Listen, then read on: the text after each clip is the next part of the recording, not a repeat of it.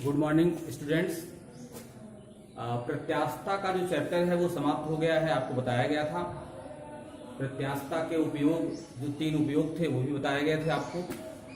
इसके न्यूमेरिकल आपको बताने हैं। न्यूमेरिकल जो है वो जो बेसिक फार्मूले हैं वो आप हमको लगता है समझ गए होंगे, नोट भी कर लिया होगा आपने। यंग प्रत्यास्थता गुणांक का जो फार्मूला है, ठीक है, उस पर आपको क्वेश्चन मिलेंगे। इसके साथ साथ आयतनात्मक प्रत्यास्थता गुणांक जो बल्क मॉडुलस ऑफ इलास्टिसिटी है, उस पर जो फार्मूले हैं वो भी आप जानते होंगे। किसी तार को 2 सिरों पर कस करके अगर ठंडा कर दिया जाए तो जो खिंचाव बल उत्पन्न होता है वो भी फार्मूला आप जानते हैं।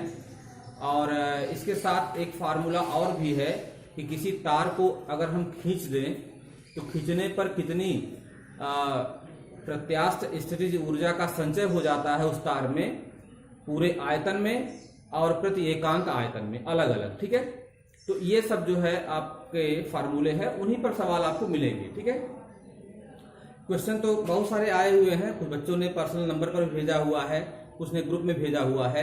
लेकिन एक चीज मैं साफ साफ बता दूं आपको कि क्वेश्चन सारे अगर आप कहिए मैं बता दूं, जिस भी किताब से आप कहेंगे मैं बताने का प्रयास सब करूंगा, सब बताऊंगा आपको। लेकिन इतना समय लगेगा उसमें कि फिर जो टॉपिक है थ्योरी वाला टॉपिक वो कम पड़ जाएगा। इसलिए आप प्रयास किया करिए कि क्वेश्चन को आप अधिकतम सॉल्व करिए। ठीक है, मैंने कुछ क्वेश्चन उसमें सेलेक्ट किया हुआ है, जो आपने भेजा है वो मैं आपको बता रहा हूं, उसको हमने नोट किया हुआ है, क्वेश्चन नोट किया हमने। ठीक है, और बाकी क्वेश्चन जो है आप भेजेंगे तो मैं उसको कॉपी में नोट करके बता दूंगा। ठीक है, कॉपी में नोट करके बता दूंगा, क्योंकि यहाँ क्लास में बताने में समय ज़्यादा लगेगा। कॉपी में नोट करके आपको भेज दूंगा तो वो आप सॉल्व कर लेंगे आराम से। ठीक है, चलिए देखिए क्वेश्चन मैं पढ़ रहा हूँ ध्यान से। गुणा भाग तो कर ही लेंगे, उसमें तो कोई दिक्कत है नहीं आपको। ठीक है, जैसे एक सवाल है, देखिए बिल्कुल सीधे सूत्र पर सवाल है, कुछ सूत्र से अलग भी है तो वही बताऊंगा आपको। देखिए कभी भी क्वेश्चन पढ़ करके आप पहली बात तो घबराइए नहीं बिल्कुल कि इतना लंबा क्वेश्चन है, क्या किया जाए, कहाँ शुरू की जाए, कहाँ खत्म किया जाए, है ना। पहले आप क्वेश्चन को इत्मीनान से 2 बार पढ़िए, और अगर आपने थ्योरी पढ़ा हुआ है तो क्वेश्चन क्या पूछ रहा है और क्या निकालना है इसका क्लू आपको वहीं से मिल जाएगा। देखिए मैथ के क्वेश्चन में और फिजिक्स के क्वेश्चन में यही एक बेसिक डिफरेंस है। फिजिक्स का क्वेश्चन आप लगाते हैं तो इससे आपकी न्यूमेरिकल क्या आपकी एबिलिटी है उसका भी नॉलेज हो जाता है, और साथ साथ क्या थ्योरी आप जानते हैं, क्या बोध क्षमता आपके अंदर है, वो भी असेसमेंट हो जाता है उसका। ठीक है, तो इसलिए आप क्वेश्चन को पढ़ेंगे तो आपको आसानी से मिल जाएगा क्या हमको करना है। जो भी क्वेश्चन पढ़िए उसमें जो फैक्ट दिए रहें उस फैक्ट को आप क्रम से नोट कर लीजिए। ठीक है, फिर देखिए कि जो हमने क्रम से नोट किया है संकेतों में, क्या उन संकेतों के बीच संबंध का कोई सूत्र हमको पता है। ठीक है, फिर लगेगा अपने आप को। जैसे 20 किलोग्राम भार का एक तार, 20 किलोग्राम भार एक तार से लटकाया गया है। ठीक है, 20 किलोग्राम भार एक तार से लटकाया गया है। तार के अनुप्रस्थ काट का क्षेत्रफल 1 वर्ग मिलीमीटर है तथा तने होने का मतलब जब भार लटका हुआ है तब, तने होने पर मतलब खींचे होने पर उसकी लंबाई कितनी है, 6 मीटर। तने होने के बाद मतलब उसमें मूल लंबाई भी शामिल है और जो वृद्धि हुई है वो भी शामिल है। भार हटा लेने पर लंबाई घटकर 5.995 मीटर रह जाती है, मतलब मूल लंबाई मिल गई। अगर भार हटा लिया हमने तो जो मूल लंबाई थी वो प्राप्त हो गई 5.995 मीटर। तार के पदार्थ का यंग प्रत्यास्थता गुणांक ज्ञात कीजिए। ठीक है, क्या निकालना है, यंग प्रत्यास्थता गुणांक निकालना है। कितना भार लटकाया गया है, क्या मूल लंबाई है, सब दिया हुआ है। ठीक है, तो सीधे फार्मूला आप यंग प्रत्यास्थता गुणांक का लगा दीजिए। चलिए आप जानते हैं यंग प्रत्यास्थता गुणांक y होता है, क्या होता है, प्रतिबल बटे विकृति। अब ये अनुदैर्घ्य प्रतिबल बटे अनुदैर्घ्य विकृति है, ये पहले से पता है। प्रतिबल का मतलब होता है F/A विकृति का मतलब होता है स्मॉल एल अपान कैपिटल एल। स्मॉल एल मतलब लंबाई में वृद्धि ली गई है, इसमें आप बिल्कुल मत घबराइए। यहां देखिए क्षेत्रफल सीधे दिया हुआ, यहाँ क्या क्या दिया गया वो नोट कर लेते हैं। भार दिया हुआ है 20 किलोग्राम भार दिया हुआ है, ठीक है। जो वेट लटकाया गया है वो क्या लिखा है, 20 किलोग्राम भार, ठीक है। 1 किलोग्राम भार में 9.8 न्यूटन होते हैं। तो 20 किलोग्राम भार, देखिए 20 किलोग्राम भार, किलोग्राम भार ये भी वेट का मात्रक है, और 1 किलोग्राम भार में जी न्यूटन, जी मतलब 9.8। तो 20 किलोग्राम भार अगर है तो 20 गुणे 9.8 न्यूटन, इतना जो है वेट लटकाया गया है। कहां पर, तार के अनुप्रस्थ काट के सिरे पर, क्षेत्रफल पर, जो वृत्तीय सिरा है तार का, उस सिरे पर 20 गुणे 9.8 न्यूटन का भार लटकाया गया है। चलिए, तार की मूल लंबाई कितनी है, लिखा हुआ है ना कि जब तार खींचा रहता है, खिंचाव में तार रहता है, तो तार की जो लंबाई है बढ़कर 6 मीटर रहती है। जब भार हटा लेते हैं तो तार कहां जाएगा, अपनी मूल लंबाई में आ जाएगा।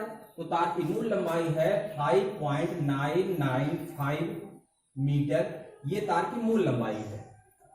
और खींचे होने पर दिया है कि 6 मीटर हो जाता है, इसलिए अगर वृद्धि निकालना चाहें हम तो वृद्धि कितनी हो जाएगी, 6 मीटर में से इसको हम घटा देंगे तो हो जाएगा 0.005 मीटर में है ये, 0.005 मीटर या 5 मिलीमीटर। देखिए हमेशा मात्रक आप एमकेएस में रखा करिए, आपको कभी भी कोई दिक्कत नहीं आएगी। एमकेएस का मतलब द्रव्यमान को आप किलोग्राम में रखिए, लंबाई को मीटर में रखिए। ऐसा मत कीजिएगा कि द्रव्यमान कहीं पर ग्राम में हो जाए, लंबाई कहीं पर मीटर में हो जाए। हमेशा एमकेएस में रखा जाएगा जब, तो आपका उत्तर बिल्कुल एकदम सही आएगा, ठीक है ना।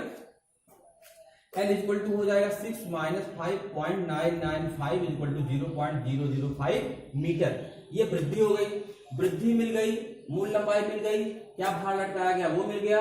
तार के वृत्तीय सिरे का क्षेत्रफल क्या हुआ, दिया हुआ है, ठीक है ना। यंग प्रत्यास्था गुणांक आपको ज्ञात करना है। तो वृत्तीय सिरे का क्षेत्रफल क्या दिया हुआ है, A इक्वल टू, इसमें त्रिज्या अगर दी गई होती, क्षेत्रफल कहीं कहीं क्वेश्चन में तार के वृत्तीय सिरे की त्रिज्या दी रहेगी, तो त्रिज्या दी रहेगी तो पाई आर स्क्वायर लगाना पड़ेगा, और कहीं पर क्षेत्रफल दिया है तो आपके लिए तो बहुत अच्छा है वो। तो तार के अनुप्रस्थ काट का जो क्षेत्रफल है वो क्या क्या है, 1 वर्ग मिलीमीटर। अब देखिए 1 वर्ग मिलीमीटर है, इसको वर्ग मीटर में बनाना है, ठीक है। तो अगर 1 मीटर में कितना मिलीमीटर होता है आप बताइए, 1 मीटर में 10⁻³ मिलीमीटर, 1 मीटर में 10⁻³ मिलीमीटर। तो पूछा जाए कि 1 मिलीमीटर में कितना मीटर, तो उल्टा करना पड़ेगा, तो 10⁻³ मीटर। 1 मिलीमीटर में 10⁻³ मीटर होगा, है ना। और 1 वर्ग मिलीमीटर में कितने वर्ग मीटर होंगे, तो 10⁻³ का वर्ग करना पड़ेगा, तो 10⁻⁻6 हो जाएगा वर्ग मीटर, ठीक है। हाँ, इन सब में आप नहीं थोड़ा सा कंफ्यूज होंगे, तो मान रख के सॉल्व करने में कोई दिक्कत नहीं आएगी। क्षेत्रफल मिल गया हमको, लंबाई वृद्धि मिल गई, मूल लंबाई मिल गई, एफ मिल गया। ये चारों चीजें यहां पर रख दीजिए, ठीक है। क्या हो जाएगा, एफ की जगह हो जाएगा 20 गुणे 9.8 बटे ए मतलब क्षेत्रफल, क्षेत्रफल दिया गया है 10⁻⁻6, ठीक है। ये हो गया। अच्छा, इसको उल्टा कर दीजिए, एल को ऊपर कर देंगे, मूल लंबाई चली गई ऊपर, मूल लंबाई इतनी है, तो 5.995 डिवाइड बाई स्मॉल एल रहेगा यहाँ पे नीचे। स्मॉल एल क्या है, तार की लंबाई में वृद्धि, तो हो जाएगा 0.005। ये क्या निकलेगा, ये निकलेगा आपका यंग प्रत्यास्था गुणांक, ठीक है।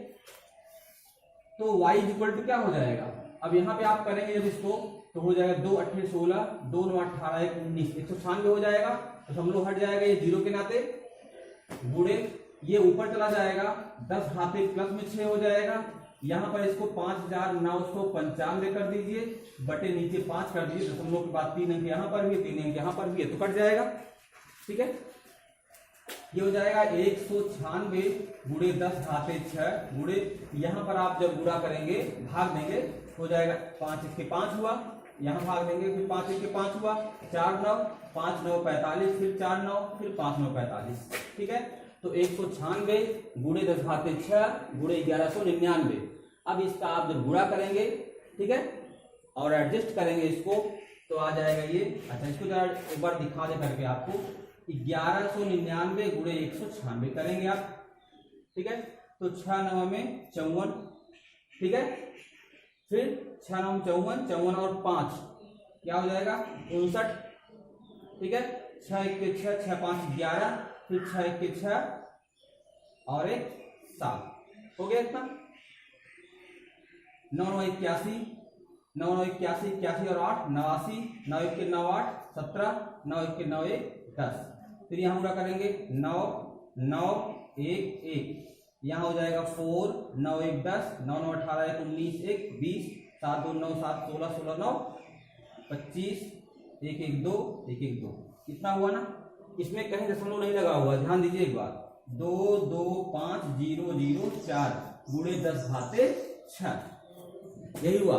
अब लेकिन उत्तर ऐसे नहीं लिखा जाएगा, उत्तर जो है ऐसे नहीं लिखा जाएगा। ये यहाँ पर 3 होगा, यहाँ पर 7 7 14 9 13 25 हुआ, 2 था ना, 2 1 3 हुआ, तो यहाँ हो जाएगा 235। ठीक है, अब यहाँ पर ध्यान देना आपको है, क्या ध्यान देना है कि ऐसे लिख देंगे तो गलत हो जाएगा। फिजिक्स में जब भी आंसर लिखा जाता है, ठीक है, तो अभी आप पढ़ेंगे, अब परसेंटेज एरर पढ़ेंगे, उसके बाद कोटिमान पढ़ेंगे। तो जब भी फिजिक्स में कोई भौतिक राशि लिखी जाती है तो ऐसे लिख देंगे इतनी संख्या गुणे 10 घाते 6, गलत। ठीक है, 10 की घात चाहे जो हो, लेकिन यहाँ पर दशमलव अनिवार्य है, दशमलव होना चाहिए। 2 ही अंक है, आप ऐसे लिखा रहे 23 गुणे 10 घाते 6 या 8 तो गलत। 23 नहीं लिखना चाहिए, दशमलव हमेशा यहाँ पर जो संख्या रहेगी वहां दशमलव रहना चाहिए। अगर एक ही अंक है तब तो कोई बात नहीं है, लेकिन 2 अंक अगर है तो दशमलव होना चाहिए, और वह दशमलव बाईं तरफ से 1 अंक बाद होना चाहिए। मतलब दशमलव को हमको यहाँ ले आना है। अभी कहाँ पे दशमलव है? दशमलव भी कहीं दिख रहा नहीं, दिख रहा ना, दशमलव कहीं पर नहीं है। इसके बाद दशमलव है, जैसे 5.0 लिखा हो या 5 लिखा हो, तो दोनों सेम चीजें हैं। भौतिक विज्ञान के दृष्टिकोण से दोनों में डिफरेंस है, लेकिन गणित की दृष्टिकोण से दोनों एक समान है ना। तो यहाँ पर देखिए दशमलव आपको यहाँ ले आना है, तो 1 2 3 4 5 डिजिट हमको लेफ्ट में ले आना है। ठीक है, 5 डिजिट हमको लेफ्ट में ले आना है, इसलिए हमको 1 लाख से या 10 घाते 5 से गुणा करना पड़ेगा, 10 घाते 5 से भाग करना पड़ेगा। जब 10 घाते 5 से यहाँ भाग करेंगे तो दशमलव 1 2 3 4 5 अंक बाईं तरफ चला आएगा, और जब गुणा करेंगे 10 घाते 5 से तो 6 में 5 जुड़ करके क्या हो जाएगा 11 हो जाएगा। तो इस तरह से ये 2.35 इंटू 10 पावर 11 हो जाएगा न्यूटन पर मीटर स्क्वायर। यही आपका यंग प्रत्यास्था गुणांक होगा। हमेशा दशमलव को आप यहाँ ले आइए, बता दे रहा हूँ। लेफ्ट में ले आना हो दशमलव को तो इसमें आप जोड़ दीजिएगा, राइट में ले जाना हो, कभी मान लो यहाँ लिखा हो 0.0023 ऐसे लिखा हो, तो हमको दशमलव को राइट में ले जाना पड़ेगा। तब यहाँ पर इसमें से घटा दीजिएगा, जितना प्लेस आप ले जा रहे हैं राइट में उतना यहाँ पर घटा दीजिएगा। कहने का मतलब घटा करके या जोड़ करके एडजस्ट इस प्रकार से करना है कि दशमलव बाईं तरफ से 1 अंक बाद हो जाए। ठीक है, समझ गए होंगे। सिंपल सा क्वेश्चन है, क्योंकि केवल आपने वैल्यू रखा है और कुछ भी नहीं है। चलिए अगले पे आते हैं।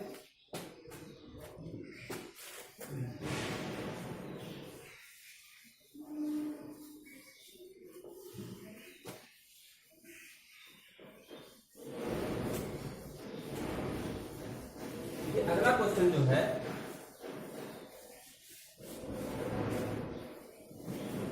ध्यान दीजिएगा, अगला जो क्वेश्चन है वो है रबड़ की एक डोरी से 100 ग्राम का भार लटकाने पर डोरी की लंबाई बढ़कर 60 सेंटीमीटर हो जाती है। एक रबड़ की डोरी है, ठीक है, एक रबड़ की डोरी है। जब इससे हम 60 ग्राम का, कितने ग्राम का, 60 ग्राम का भार लटकाते हैं तो इसकी लंबाई कितनी हो जाती है, माफ कीजिएगा 100 ग्राम का। 100 ग्राम का भार लटकाते हैं तो इसकी लंबाई कितनी होती है, 60 सेंटीमीटर इसकी लंबाई बढ़कर हो जाती है। मतलब रबड़ की मूल लंबाई हमको नहीं पता है, मूल लंबाई 10, 20, 25, 30 कुछ भी होगी, लेकिन जब 100 ग्राम का भार लटका देंगे तो उसकी मूल लंबाई बढ़कर कितनी हो जाती है, 60 सेंटीमीटर।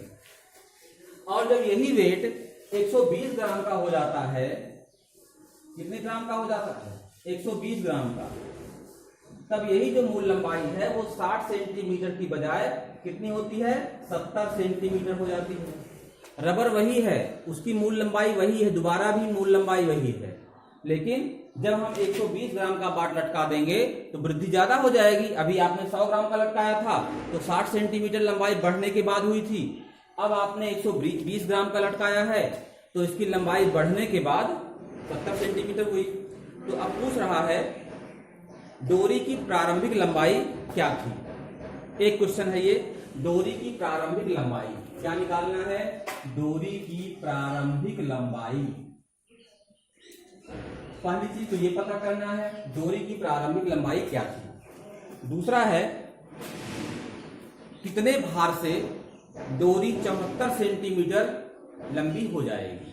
जैसे 100 ग्राम पे 60 सेंटीमीटर हो रही थी, 120 ग्राम पे 70 सेंटीमीटर हो रही थी, तो कितने भार से कितने ग्राम को लटका दें हम कि यह 74 सेंटीमीटर हो जाए। मतलब यहाँ पर डोरी की लंबाई जो है वह 4 सेंटीमीटर और बढ़ जाए, यानी 74 सेंटीमीटर हो जाए। यहाँ पर वेट क्या होगा, वही वेट बताना है हमको। ठीक है, इतना तक 2 कंडीशन दिया है, तीसरे में वेट आपको बताना है।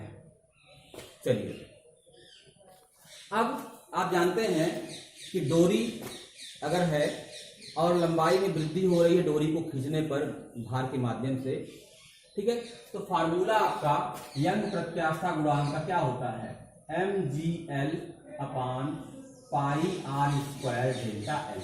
ये फार्मूला पता है, ये फार्मूला पता है ना, mgl अपान पाई r स्क्वायर डेल्टा एल। ये क्या है, बेसिक फार्मूला है। किसका बेसिक फार्मूला है, यंग प्रत्यास्था गुणांक का। डोरी वही है, चाहे आप पहली बार लटका रहे हैं, चाहे दूसरी बार लटका रहे हैं, चाहे तीसरी बार आपसे पूछा गया है कितना लटकाएं, डोरी तो वही है। तो डोरी अगर वही है तो यंग प्रत्यास्था गुणांक भी वही रहेगा। इसमें कोई डिफरेंस आएगा, नहीं आएगा ना भाई। डोरी वही है तो यंग प्रत्यास्था गुणांक वही रहेगा, वो कहां बदलेगा। mg भार जो है ये बदलेगा, एक बार में 100 ग्राम है, दूसरे में 120 ग्राम है, तीसरे में निकालना ही है, ठीक है, तो ये बदलेगा। हो गया इतना, ये निकाल लेंगे। एल जो है, एल मूल लंबाई नहीं पता, निकालना है, ये निकालेंगे। पाई आर स्क्वायर क्या है, वृत्तीय सिरे का क्षेत्रफल है। डोरी के वृत्तीय सिरे का क्षेत्रफल ये भी वही रहेगा, चाहे पहली बार लटकाएं चाहे दूसरी बार लटकाएं, वृत्तीय सिरे का क्षेत्रफल वही रहेगा। डेल्टा एल लंबाई में होने वाली वृद्धि है, ये अलग अलग हो जाएगी। समझ रहे हैं। चलिए, अब हम क्या कर रहे हैं, पहली बार के लिए, फर्स्ट कंडीशन के लिए यही यंग प्रत्यास्था गुणांक का सूत्र लगा रहे हैं। पहली कंडीशन के लिए यंग प्रत्यास्था गुणांक का फार्मूला लगा रहे हैं। चलिए, क्या हो जाएगा, y इक्वल टू, ध्यान दीजिएगा, जो चीजें सेम रहेंगी उसको हम नहीं लिखेंगे, मतलब उसकी जगह पे कोई वैल्यू नहीं रखेंगे, क्योंकि वो चीजें बार बार आएंगी तो मतलब कट जाएंगी। y इक्वल टू क्या हो जाए, mg, पहली बार में कितने ग्राम का भार है, 100 ग्राम का भार। अच्छा, एक चीज आप और ध्यान दीजिएगा, इसमें ये सेंटीमीटर है, ये ग्राम है, तो इसको हम सीजीएस में ही रहने देते हैं, क्योंकि दोनों एक ही में है। मतलब ये ऐसा नहीं कि ये मीटर में है और ये ग्राम में, ऐसा तो है नहीं। ये सेंटीमीटर में है, ग्राम में है, तो जो सीजीएस सिस्टम होता है वो सेंटीमीटर ग्राम सेकंड पद्धति है, तो इसमें वही रख देते हैं। यहाँ पर हम हमारा जो बाद में वेट आएगा वो ग्राम में आएगा और जो लंबाई आएगी वो सेंटीमीटर में आएगी, ठीक है। तो y इक्वल टू क्या हो जाएगा, mg, पहली बार में हो जाएगा m की जगह हो जाएगा 100 और g की वैल्यू, अब यहाँ 9.8 में समझिएगा, g की वैल्यू यहाँ पर 980 होगी, क्योंकि मीटर पर सेकंड स्क्वायर नहीं, सेंटीमीटर पर सेकंड स्क्वायर। हालांकि 980 नहीं रखना हमको है, क्योंकि ये बाद में कट जाएगा। जी जैसा है वैसा रखिए, क्योंकि ये परिवर्तित तो होगा नहीं, चाहे पहली बार लगे, चाहे दूसरी बार लगे, चाहे अंतिम बार लगे। 100 जी हो गया। मूल लंबाई कितनी है पता है? नहीं पता है, एल हो गया, मान लिया हमने, माना कि मूल लंबाई एल है, अपान पाई आर स्क्वायर वही रहेगा, इसमें कोई डिफरेंस नहीं आएगा। डेल्टा एल क्या है? बढ़ोतरी। किसमें बढ़ोतरी है? ये बढ़ोतरी है तार की लंबाई में बढ़ोतरी है, ठीक है। तो तार की लंबाई कितनी पहली बार में हो जाती है? 60 सेंटीमीटर। खींचने के बाद जब आपने बाट लटकाया तो खिंच जाने के बाद उसकी लंबाई 60 सेंटीमीटर हो जाती है, और मूल लंबाई तो आपने कैपिटल एल मान ही रखा है। तो खिंची हुई लंबाई में से अगर मूल लंबाई को हम सब्ट्रैक्ट कर देंगे या घटा देंगे तो लंबाई में कितनी वृद्धि हुई है वह वृद्धि हमको पता हो जाएगी। तो क्या हो जाएगा? 60 माइनस एल, ठीक है ना। समीकरण नंबर 1। कोई दिक्कत? दूसरी बार में लगा रहे, देखिए दूसरी बार में मतलब कि ये कंडीशन है। दूसरी बार में क्या होगा? y इक्वल टू 100 की जगह हो जाएगा 120 ग्राम रखा है ना। जी वैसे रहेगा, मूल लंबाई वही रहेगी, पाई आर स्क्वायर वही रहेगा, जो 60 माइनस एल था क्या हो जाएगा? 70 माइनस एल, क्योंकि खिंच जाने के बाद अब मूल लंबाई 70 सेंटीमीटर हो गई है। तो मूल लंबाई 70 में से अगर हम प्रारंभिक लंबाई एल को घटा देंगे तो क्या वृद्धि हुई है वो वृद्धि हमको मिल जाएगी। ये क्या हो जाएगा? इक्वेशन नंबर 2 हो गया ये। अब हम डिवाइड कर देते हैं समीकरण नंबर 1 को समीकरण नंबर 2 से डिवाइड करते हैं। जब डिवाइड करेंगे हम तो y से कट जाएगा, क्या मिलेगा? 1। अच्छा, यहां पर देखिए क्या ये उल्टा हो जाएगा, ये उल्टा हो जाएगा, ठीक है ना। लिख देते हैं एक बार, कोई कंफ्यूजन आपको ना हो, कोई कंफ्यूजन आपको ना हो इसलिए लिखना जरूरी है, नहीं तो इतनी चीजें तो अंडरस्टूड है, इसमें कोई नई चीज बताई नहीं है। अभी आप जो है थोड़ा सा हाई स्कूल से आए हैं तो इसलिए थोड़ा सा दक्षता आपकी कम होगी, इसलिए बताना आवश्यक है। देखिए पाई आर स्क्वायर कट गया, जी से जी कट गया, एल से एल कट गया, ठीक है, कट गया ना। 100 120 है तो 20 पंचे 100 कर दीजिए, 20 छक्का 120 कर दीजिए, हो गया। यहां बचा आपका 1 बराबर, यहाँ 5 है, 5 का गुणा यहां करोगे तो हो जाएगा 5 सत्ते 35 350 माइनस 5l अपान, नीचे आ जाइए यहाँ 6 है और यहाँ 60 माइनस एल है, तो 60 में 6 से मल्टीप्लाई करेंगे तो 360 माइनस 6l हो गया। कोई दिक्कत?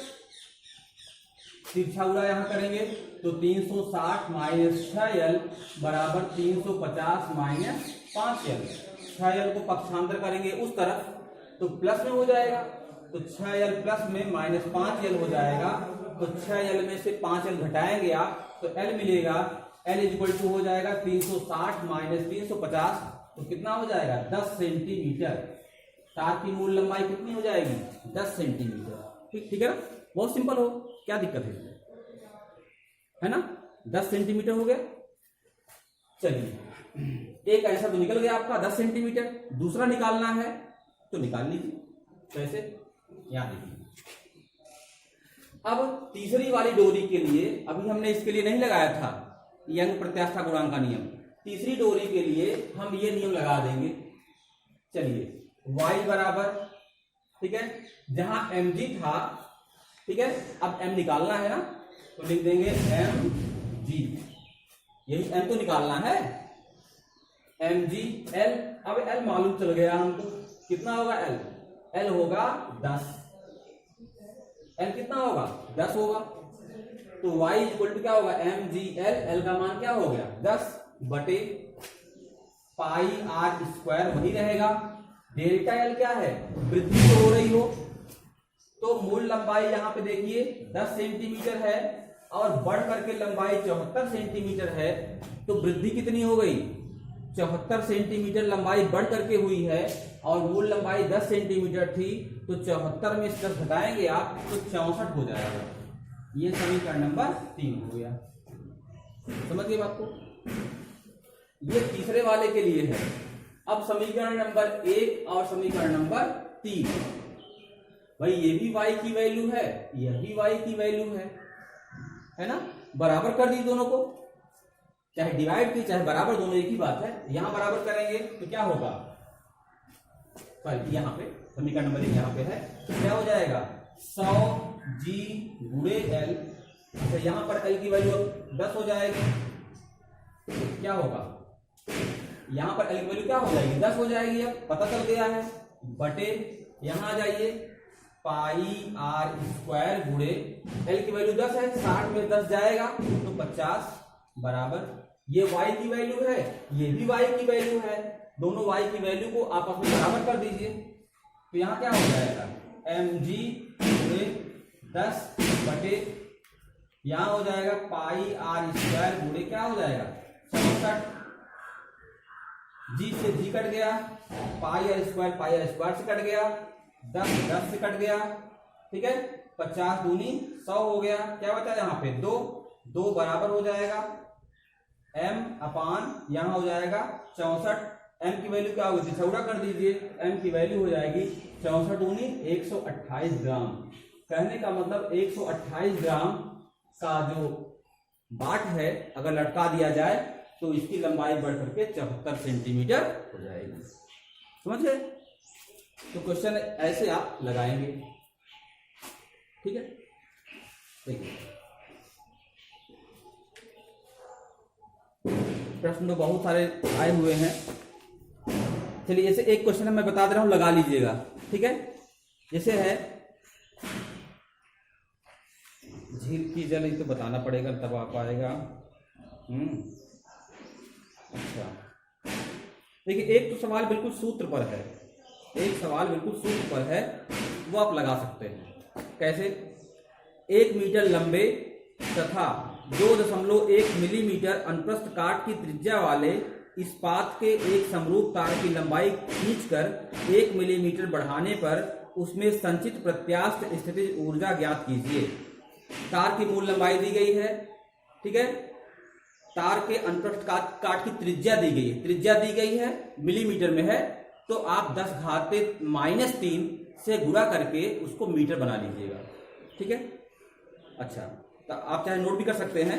1 मीटर लंबे तथा 2.1 मिलीमीटर अनुप्रस्थ काट की त्रिज्या वाले इस्पात के एक समरूप तार की लंबाई खींचकर 1 मिलीमीटर बढ़ाने पर उसमें संचित प्रत्यास्थ स्थितिज ऊर्जा ज्ञात कीजिए। इस्पात का यंग प्रत्यास्था गुणांक 2 × 10⁻11 न्यूटन प्रति मीटर स्क्वायर है। समझ गए बात को? तो इसमें अब क्या निकालना है? संचित प्रत्यास्थ स्थितिज ऊर्जा। तो इसका सूत्र तो आपको पता है, ठीक है, बताया गया है। तार में संचित प्रत्यास्थ स्थितिज ऊर्जा का फार्मूला होता है y, माफ कीजिएगा, U बराबर कैपिटल U बराबर 1/2 गुणे यंग प्रत्यास्था गुणांक गुणे विकृति का स्क्वायर गुणे तार का आयतन। ये निकलवाया गया है, ठीक है। फिर से बोल रहे हैं, तार में संचित प्रत्यास्थ स्थितिज ऊर्जा बराबर 1/2 गुणे यंग प्रत्यास्था गुणांक गुणे विकृति का स्क्वायर गुणे तार का आयतन। तो इसमें क्या क्या नहीं पता आपको, देखिए, ठीक है। U बराबर 1/2 सीधे लिखा जाएगा, गुणे यंग प्रत्यास्था गुणांक दिया गया है, कुछ सोचना नहीं उसमें आपको, सीधे रखेंगे आप 2 × 10⁻11 रखेंगे, गुणे विकृति का स्क्वायर, विकृति निकालनी पड़ेगी, ठीक है। विकृति निकालने के लिए क्या होगा, जो L/L मतलब जो लंबाई में वृद्धि है बटे मूल लंबाई, लंबाई में वृद्धि ऊपर रखेंगे, मूल लंबाई नीचे रखेंगे तो विकृति आ जाएगी। उसी विकृति का तो वर्ग करना है, तो लंबाई कितनी बढ़ गई 1 मिलीमीटर। तो लंबाई में जो बढ़ोतरी है जिसको ऊपर रखना है वो 1 मिलीमीटर है, या 10⁻³ मीटर कर दीजिएगा, बटे जो मूल लंबाई है वो दी गई है 1 मीटर। तो मूल लंबाई 1 मीटर, बढ़ी लंबाई 1 मिलीमीटर या 10⁻³ मीटर। तो 10⁻³ बटे 1 कर देंगे, मतलब 10⁻³ ही रहेगा। तो 10⁻³ ये क्या हो गया, विकृति हो गई, ठीक है। ये क्या हो गया, ये विकृति हो गई। इसी विकृति का वर्ग कर दीजिएगा, गुणे तार का आयतन पूछ रहा है, तो तार का आयतन है, तार होता है बेलनाकार, तो पाई आर स्क्वायर एच, एच मतलब कोई तार की लंबाई, पाई आर स्क्वायर एच। तो तार की त्रिज्या दी गई है, ठीक है, वो त्रिज्या 2.1 मिलीमीटर है, मीटर बना के रख दीजिएगा।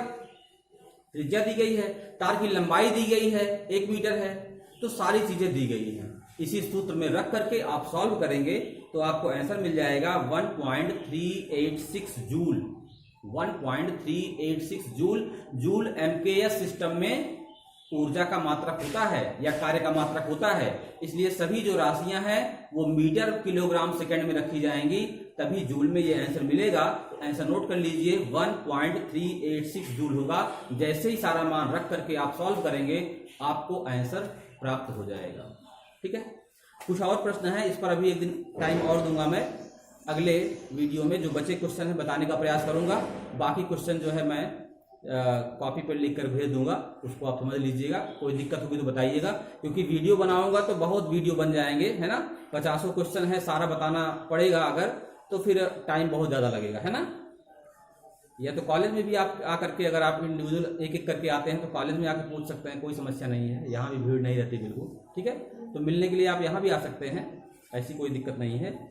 नहीं तो मैं जो है लगा करके क्वेश्चन भेज दूंगा। लेकिन कल एक वीडियो इस पर अभी और रहेगा, कुछ क्वेश्चन और हैं उस पर हम लोग डिस्कस करेंगे, उसके बाद तब अगले चैप्टर पर आ जाएंगे। ठीक है, धन्यवाद।